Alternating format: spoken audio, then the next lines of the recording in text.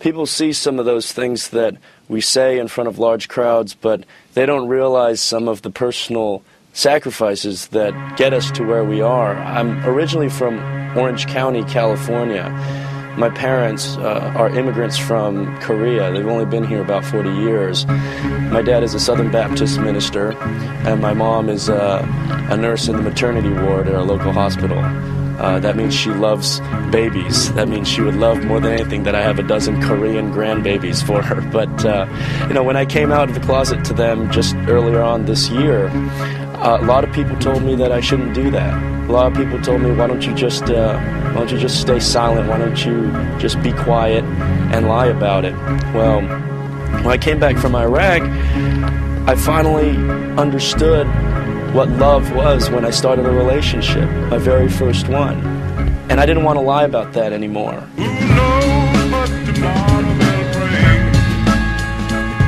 Maybe sunshine and maybe rain. But as for me, I'll wait and see. And maybe it'll bring my love to me. No. I didn't feel that if I respected my parents, and I respect and love them, that kind of a relationship should be based on anything other than integrity and full disclosure. They should be a part of it. So when I told my mom, she said, I love you, but gay doesn't exist. Who knows what tomorrow will bring? Maybe sunshine and maybe rain.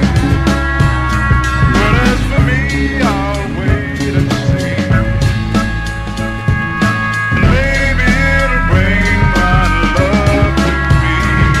No. And my dad was also very skeptical. He didn't understand it. Then I realized I'd only told them, they've only known about 28 seconds. Well, I've known about 28 years. So I thought that it was going to take decades or maybe even multiple decades for them to understand, much less accept anything. But about 4 days ago, right as I was landing here in D.C. in preparation for this march, I had a phone call with my dad. And he said that he loves me and that he accepts me as his gay son. That's something I never would have expected, and it's been a crazy journey ever since we started this group of West Point graduates who are LGBT, as well as our supporters. We've been on TV telling the message that Don't Ask, Don't Tell erodes this nation as far as our values, as far as integrity. I've been on Korean, Christian, conservative radio stations and TV broadcasts, and my dad has seen all of that, and it's just absolutely amazing. And I look back on those people that say, you should have just waited until maybe a more convenient time to tell him, or maybe you should just wait until he died in order to live your life truthfully. And I look at them now and I say, I wonder what you're saying.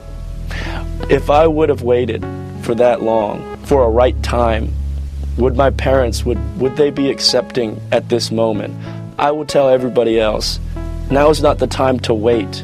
If you really respect these things in our country, in your lives, if you respect your parents, if you respect the people you work with, don't wait. Push, tell them, be truthful because you love them.